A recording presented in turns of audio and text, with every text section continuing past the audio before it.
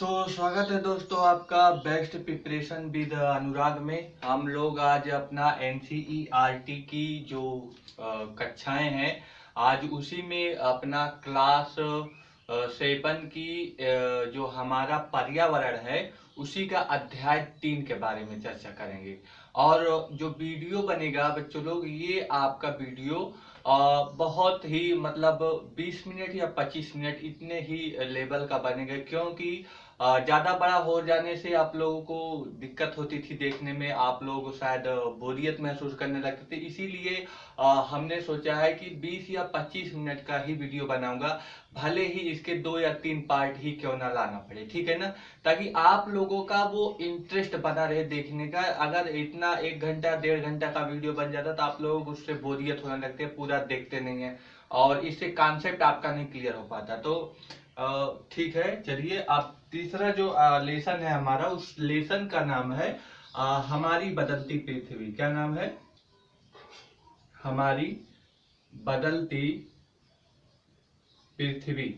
ये हमारी बदलती पृथ्वी, यानी कि अगर हम बात करें, ये क्लास 7 की आवर इन्वायरमेंट, हमारा पर्यावरण की जो ये है, इसका अगर अंग्रेजी में बात करें आवर चेंजिंग अर्थ, यानी कि अगर बात करें आवर चेंजिंग अर्थ, ठीक है ना।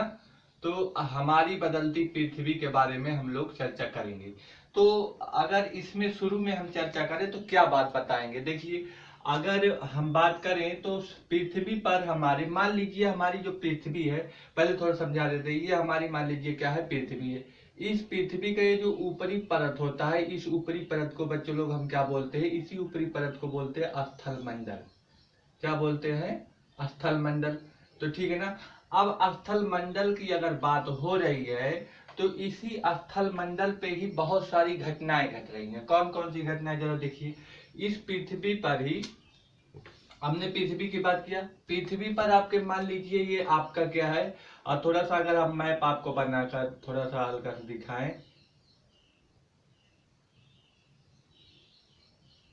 थोड़ा सा 1 मिनट पेशेंस रखिएगा, आप लोगों को क्लियर हो जाएगा अच्छे से।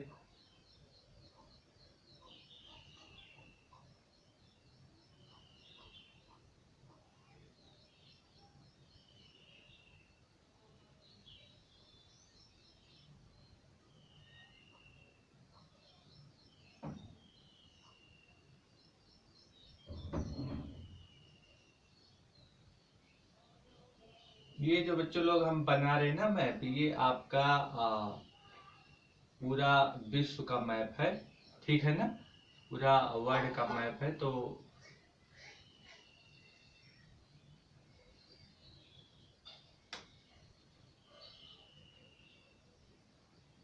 देखिए, अगर हम बात करें ना पृथ्वी के स्थल मंडल की, तो हमारी पृथ्वी तो थी ही, उस पृथ्वी पे ये जो है आपकी ये सभी, ये स्थल मंडल है। बाकी ये आपका महासागर है, इसको अटलांटिक महासागर बोलते हैं, इसको हिंद महासागर बोलते हैं। इधर बच्चों लोग आपका प्रशांत महासागर है, इधर भी आपका क्या है, प्रशांत महासागर। लेकिन ये जो बीच में ये वाला भाग है, इस भाग को हम एशिया बोलते हैं। क्या बोलते हैं? एशिया बोलते हैं। इधर वाले भाग को यूरोप बोलते हैं, ये आपका यूरोप है। इधर वाले भाग को अफ्रीका बोलते हैं, ये अफ्रीका है। और ये आपका भारत है, ये आपका भारत है। ये आपका ऑस्ट्रेलिया है। क्या है? ऑस्ट्रेलिया। यहाँ पर आपका दक्षिण अमेरिका है, ये क्या है चलो आपका दक्षिण अमेरिका। ये आपका क्या है? उत्तर अमेरिका है, उत्तर अमेरिका। तो हम कहना जो चाह रहे वो समझिए। देखिए, हमारा जो भारत है, ये भारत पहले कहाँ से था? यहाँ से था, यहीं पे जुड़ा था। ये भारत यहाँ पे जुड़ा था, ये भारत यहाँ पे जुड़ा था। और ये ऑस्ट्रेलिया जो है ना, पहले भारत से जुड़ा था, यहाँ पे ऐसे भारत से जुड़ा था। तो ऑस्ट्रेलिया निकल गया, कहाँ चला गया? ये इधर। यानी कि ऑस्ट्रेलिया भारत से टूट के इधर पहुंच गया। और भारत और ऑस्ट्रेलिया किससे जुड़े थे? अफ्रीका से जुड़े थे। जब ये टूटे तो यहाँ पर आया, और जब ये भारत और ऑस्ट्रेलिया से ऑस्ट्रेलिया निकला तो यहाँ पर आया। तो कहने का मतलब हम जो समझाना चाह रहे हैं कि जो ये भूखंड है, ये पृथ्वी है ना, पृथ्वी का ये जो छोटे छोटे इधर भूखंड इधर है, ये सभी आपकी प्लेटें हैं। क्या है? प्लेटें। तो ये एक प्लेट नहीं है, देखिए एक प्लेट ये भारत वाला था, एक प्लेट ये ऑस्ट्रेलिया वाला था, ऐसे एक प्लेट पूरा यूरोप का है, ये यूरोप का प्लेट, एक प्लेट पूरा ये एशिया का है, एशियाई प्लेट, एक प्लेट आपका दक्षिण अफ्रीका का है, एक प्लेट आपका दक्षिण अमेरिका, उत्तर अमेरिका, एक प्लेट आपका अटलांटिक महासागर का है। तो यही चीज हम आपको बताना चाह रहे हैं, जो हमारा स्थल खंड है वो स्थल खंड बहुत सारी प्लेटों से मिलकर बना। देखिए एक प्लेट ये, एक प्लेट ऑस्ट्रेलिया का, एक प्लेट अफ्रीका का, एक प्लेट आपका ये पूरा अटलांटिक महासागर का, एक प्लेट हिंद महासागर का।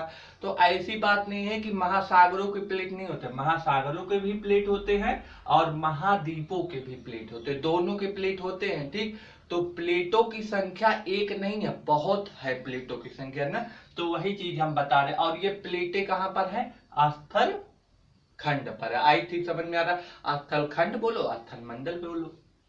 तो ये चीज हमने आपको समझा दी है कि जो प्लेटें थी वो प्लेटों की संख्या क्या है, एक है कि बहुत है। तो अब आप लोग समझ गए, नहीं प्लेटों की संख्या बहुत है। तो यही चीज हम बता रहे, जो स्थल मंडल है बच्चों लोग, आपका स्थल मंडल जो है, इस स्थल मंडल पे जो प्लेट है, क्या है? प्लेट। इन प्लेट की संख्या एक है कि एक से अधिक है? तो बताओ, एक से अधिक है ना, तो हम यहाँ पे लिख लेते हैं। इनकी अगर संख्या की बात करें तो संख्या जो है, ये जो संख्या है, संख्या कैसी है? एक से अधिक है। तो वही चीज हमने अभी दिखाया आपको किस तरह से एक से अधिक है। और अगर एक से अधिक इन प्लेटों की संख्या है, इन सभी प्लेटों को क्या कहते हैं? जो ये सभी प्लेटें हैं, सभी प्लेटें, इन सभी प्लेटों को क्या कहते हैं जरा बताएं, अगर आप लोगों को पता है। इन सभी प्लेटों को हम एक नाम देते हैं। क्या नाम देते हैं? तो उस नाम का है आपका स्थल मंडलीय प्लेट, क्योंकि ये प्लेटें कहां पर है? स्थल मंडल पर है, इसीलिए प्लेटों को, सभी प्लेटों को स्थल मंडलीय प्लेट कहते हैं। क्या कहते हैं? स्थल मंडलीय प्लेट, स्थल मंडलीय प्लेट कहते हैं।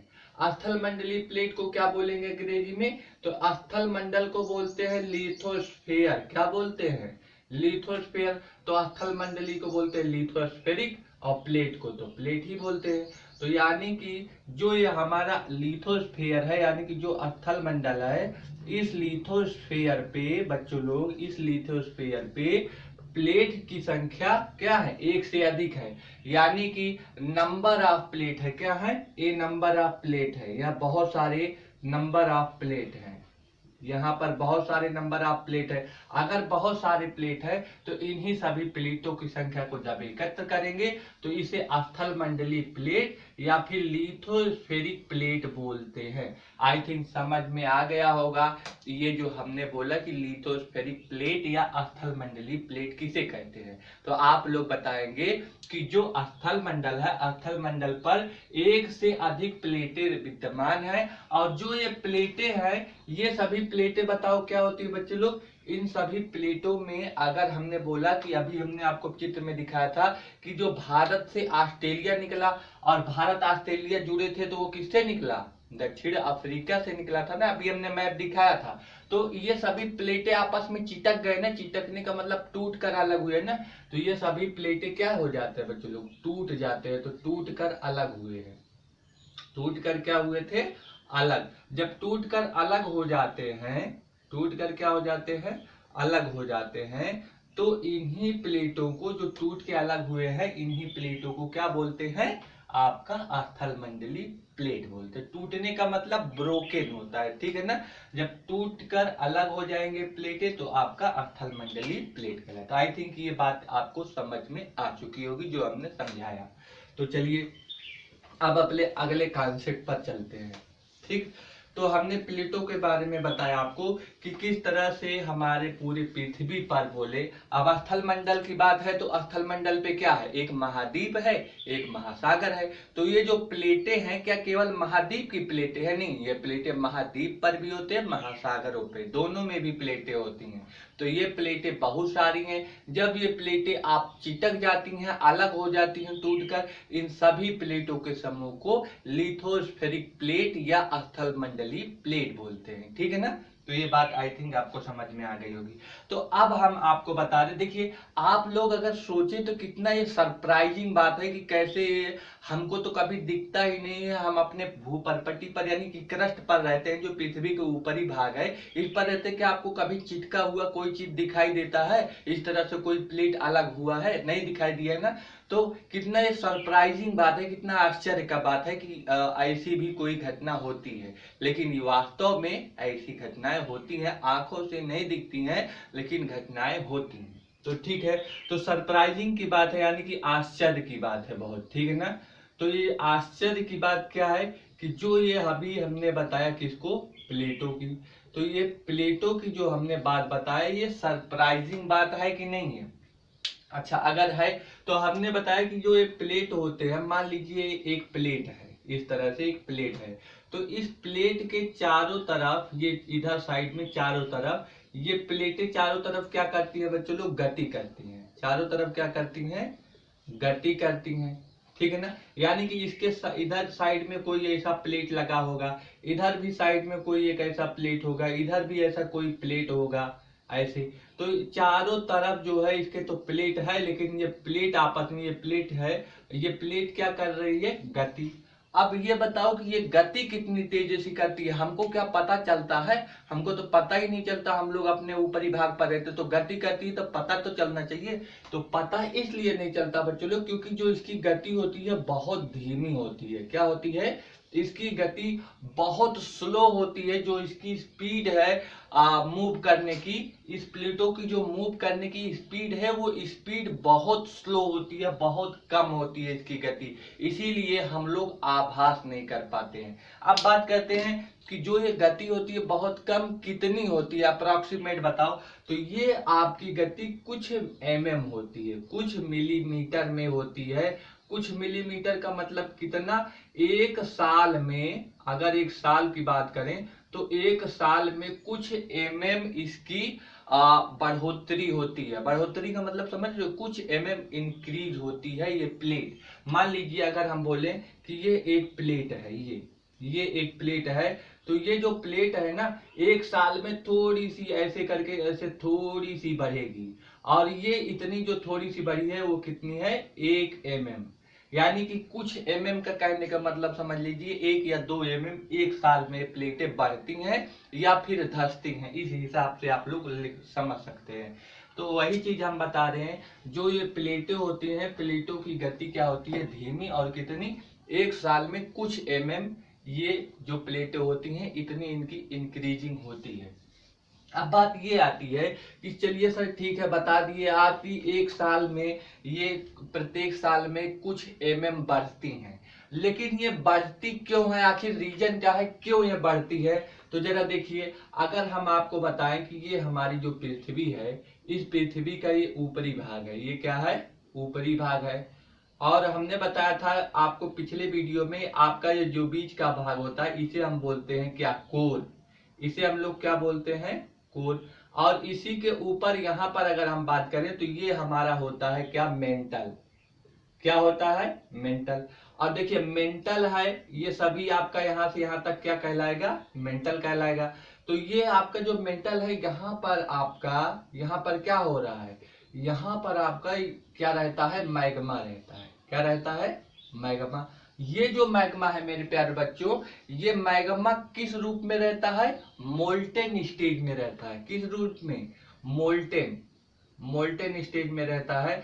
तो ये जो मोल्टेन स्टेज है, मोल्टेन का मतलब ये तरल या फिर द्रव रूप में रहता है, तरल या द्रव रूप में रहता है। यानी कि आपको अगर हमने बताया था कोई चट्टान है वो खौलने लगे पानी की तरह, ठीक है ना, चट्टान जो है, जो पत्थर है, जो रॉक्स है, अगर वो पानी की तरह खौलने लगे, सोचिए उसी स्टेज को बोलते हैं हम लोग क्या, मोल्टेन मैग्मा।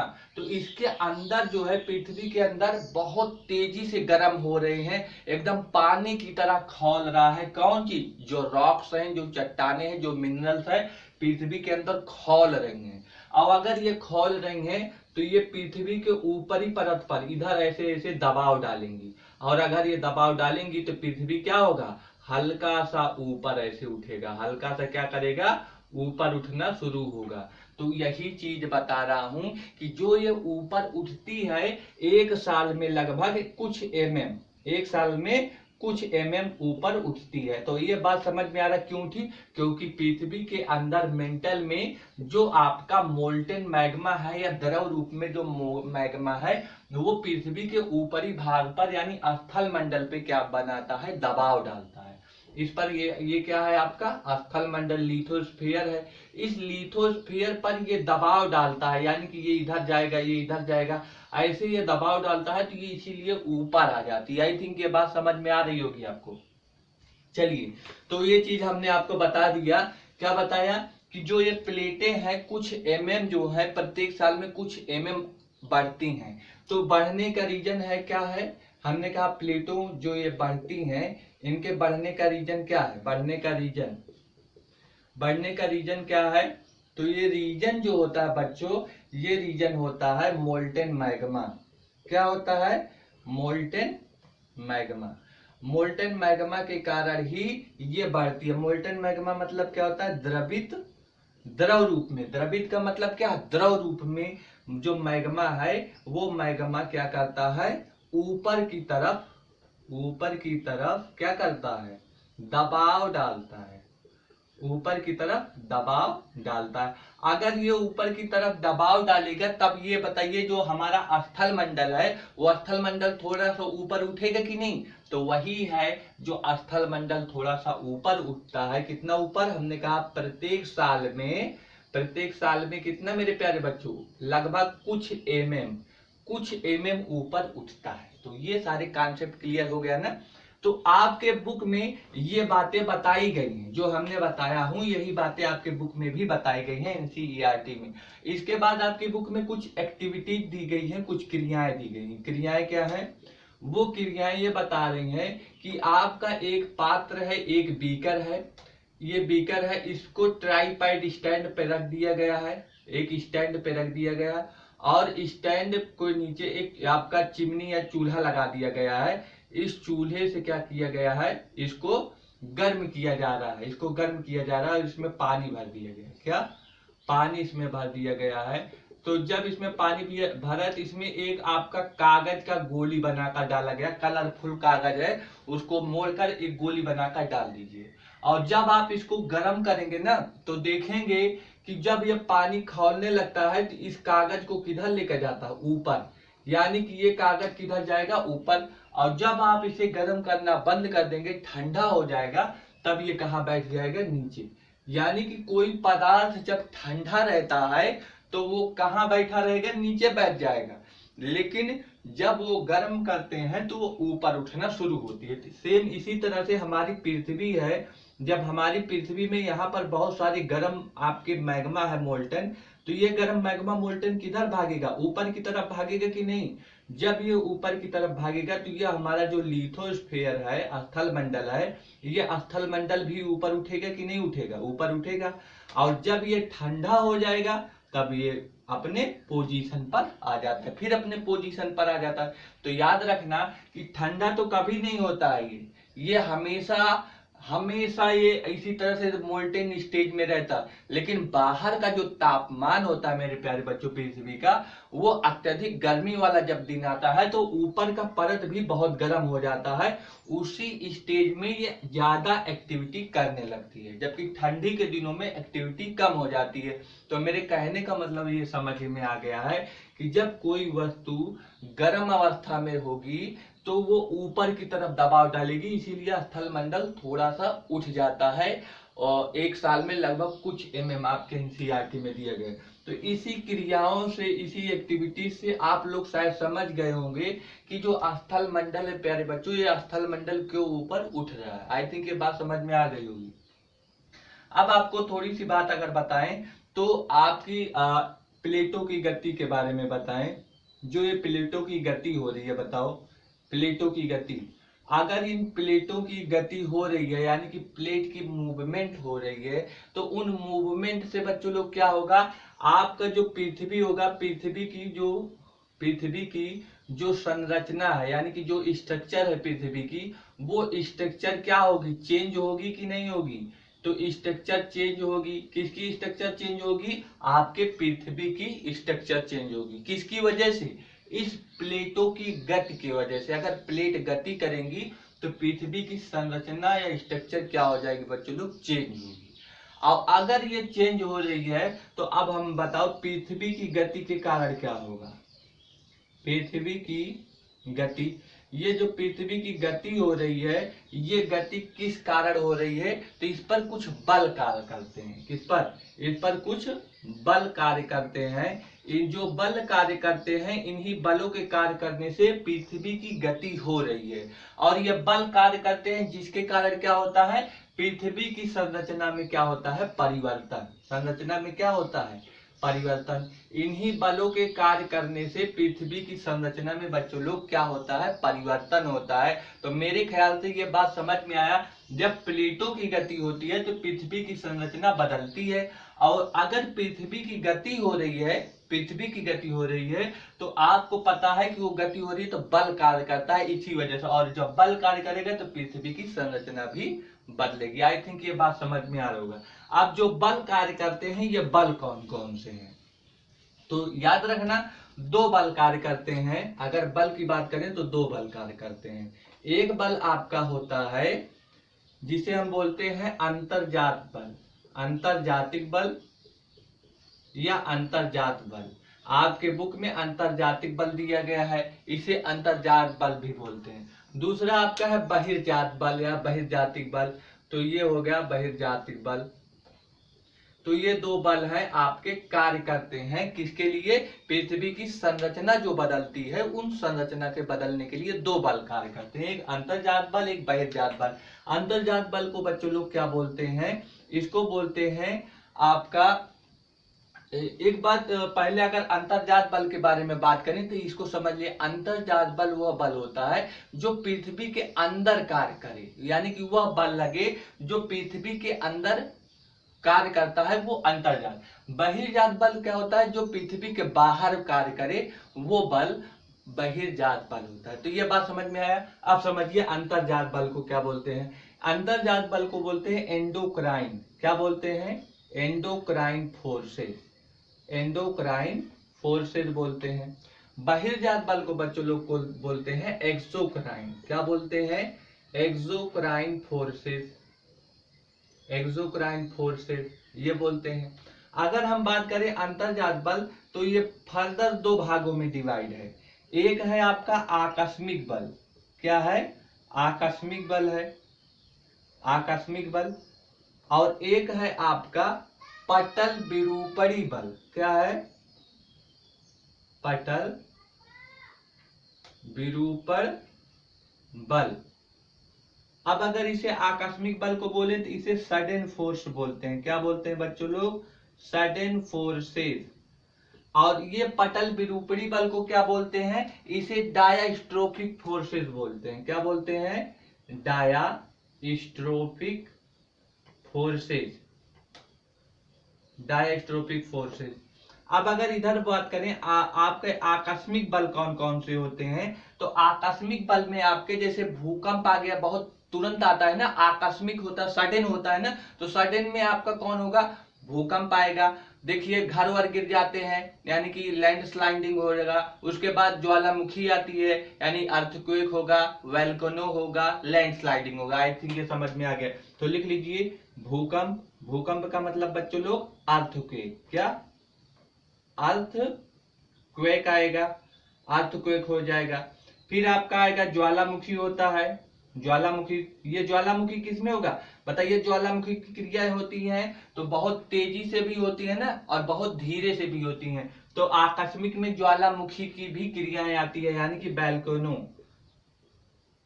वोल्केनो की भी होती है। और आपका फिर आपका लैंड स्लाइडिंग होता है, यानी कि भूस्खलन, यानी कि भूमि का क्या हो जाना? गिर जाना, जिसे भूस्खलन बोलते हैं। तो भूस्खलन, इसे बोलते हैं लैंड स्लाइडिंग, लैंड स्लाइडिंग।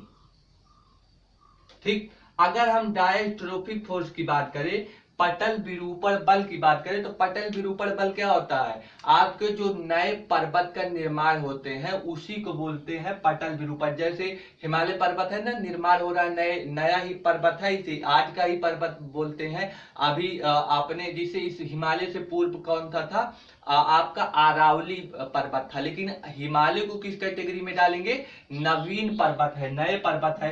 तो पटल विरूपण बल में आपका क्या होगा, जो पर्वत निर्माणकारी बल होते हैं, तो लिख लीजिए इसमें पर्वत निर्माणकारी बल। पर्वत के निर्माण में जो बल लगता है वो आता है डायस्ट्रोफिक बल या पटल निरूपण बल। इसे क्या बोलते हैं, building mountain, BUILDING, building mountain. ये बात समझ में है। अब आते हैं बहिर्जात बल की बात करें तो बहिर्जात बल को भी आपके जो बल पृथ्वी के बाहर कार्य करे उसे क्या कहते हैं, बहिर्जात बल या एक्सोजेनिक फोर्सेज बोलते हैं। तो इसमें आपके कौन कौन से योग दें, देखिए आपका क्या होता है, अपर्दन होता है ना, बाहर देखते हैं पृथ्वी के बाहर तो देखिए ना भूमि का कटाव होता है, अपर्दन होता है, कट जाती है मिट्टियां।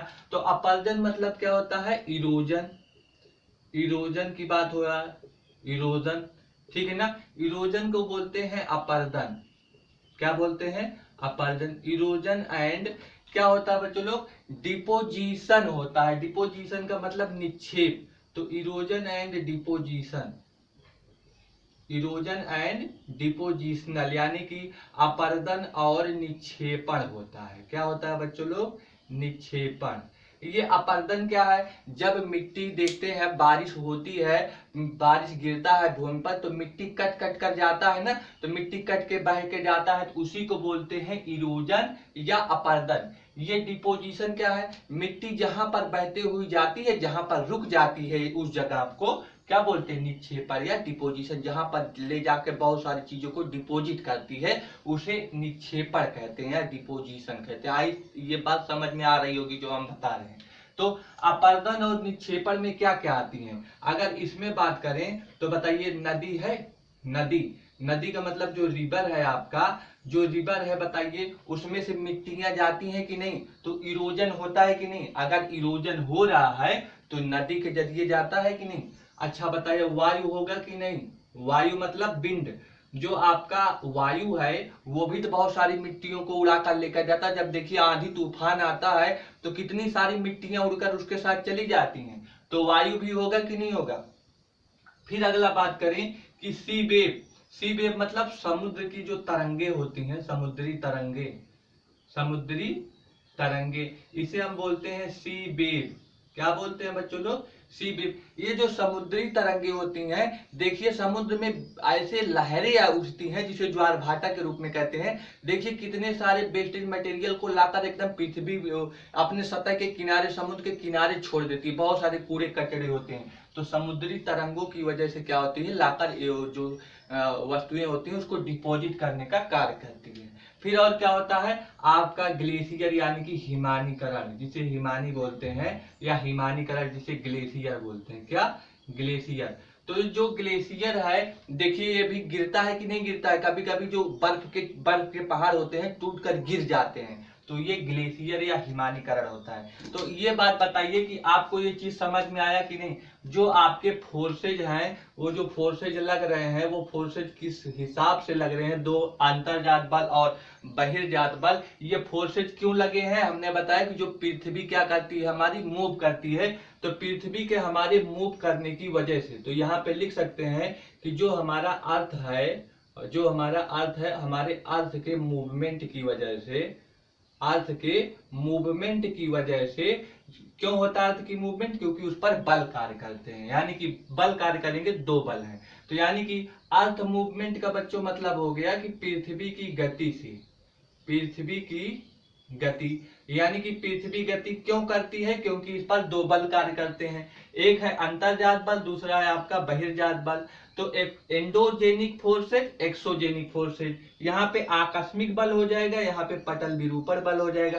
तो ये चीजें हमने आपको अच्छी तरह से समझा दिया है जो हमें बताना चाहिए था। आई थिंक ये चीज समझ में आपको आ गई होगी। आगे चलते हैं।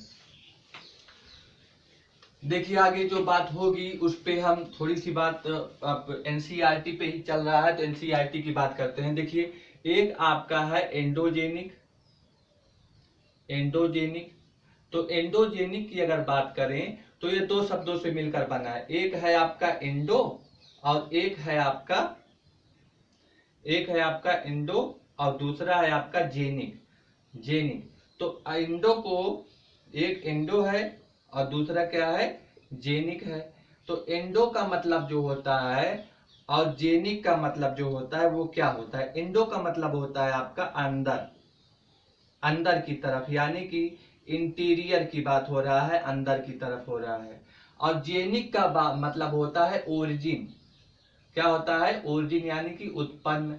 तो यानी कि ऐसा बल जो अंदर उत्पन्न हो, क्या हो, ऐसा बल, ऐसा बल जो कहां पर उत्पन्न हो, अंदर में उत्पन्न हो, अंदर में क्या हो, उत्पन्न हो, उसे हम लोग क्या बोलते हैं, एंडोजेनिक बोलते हैं। ये बात समझ में आई। तो एंडोजेनिक क्लियर हो गया। एंडो और जेनिक दो शब्दों से मिलकर बना होता है। एंडो का मतलब होता है इंटीरियर, जेनिक का मतलब होता है ओरिजिन, यानी ऐसा बल जो अंदर की तरफ कार्य करे, अंदर में उत्पन्न हो, उसे एंडोजेनिक बोलते हैं। अब आइए एक्सोजेनिक की बात करते हैं। तो एक्सोजेनिक की अगर हम बात करेंगे तो ये भी दो शब्दों से मिलकर बना है, एक है आपका एक्सो, दूसरा है आपका जेनिक। तो एक्सो का मतलब क्या होता है, एक्सो का मतलब होता है बाहर, एक्सो का मतलब क्या होता है, बाहर, बाहर का मतलब क्या हुआ, आउटर, यानी कि बाहर। जेनिक का मतलब क्या होता है, ओरिजिन, ओरिजिन का मतलब क्या होता है, उत्पन्न होना। तो यानी कि ऐसा बल जो बाहर की तरफ उत्पन्न हो, यानी कि ऐसा बल, ऐसा बल जो कहां पर, जो बाहर की तरफ लगे या बाहर की तरफ क्या हो, उत्पन्न हो, उसे हम लोग क्या बोलते हैं, एक्सोजेनिक फोर्सेज। तो आपके बुक में ये दिया है, एंडोजेनिक क्या है, एक्सोजेनिक क्या है, उसके बारे में दिया है। एक है आपका स्थल, स्थल मंडलीय प्लेट जो है, स्थल मंडलीय प्लेट किसे कहते हैं, यानी कि लिथोस्फेरिक प्लेट, लिथोस्फेरिक प्लेट क्या होती है। जब भी लिथोस्फेरिक प्लेट की बात करेगा तो इसके बारे में बताना पड़ेगा क्या होती है लिथोस्फेरिक प्लेट। तो हमने बताया था कि जो हमारी पृथ्वी है, पृथ्वी का ऊपरी भाग क्या कहलाती है बच्चों लोग, क्रस्ट कहलाती है। क्रस्ट को हिंदी में क्या बोलते हैं, भूपर्पटी, क्या बोलते हैं, भूपर्पटी। तो इसी स्थल मंडली प्लेट पे, तो ये हमारे ऊपर के ही तो भाग पे चर्चा होगी, तो हम लिखेंगे जो हमारी भूपर्पटी है, यानी कि जो हमारी क्या है, क्रस्ट है। तो क्रस्ट पे बताइए बहुत सारी प्लेटें हैं कि एक प्लेटें हैं, अभी हमने बताया बहुत सारी प्लेटें हैं, तो यानी कि अ नंबर ऑफ प्लेटें हैं ना, तो एक से अधिक प्लेटें हैं। लिख दीजिए क्रस्ट पे क्या है, एक से अधिक क्या है, प्लेटें हैं। जब एक से अधिक प्लेटें हैं तो बताइए इन प्लेटों का साइज की बात करें, आकार, तो इनका आकार रेगुलर है कि इरेगुलर है, मतलब निश्चित है इसका आकार कि अनिश्चित है। कभी देखेंगे प्लेट इतना छोटा, कभी देखेंगे प्लेट इतना बड़ा, इतना बड़ा, तो इनका आकार अनिश्चित है, निश्चित नहीं है, यानी रेगुलर नहीं है, इरेगुलर है। तो ऐसी एक से अधिक प्लेटें हैं जिनका आकार क्या होता है बच्चों लोग, जिनका आकार क्या होता है,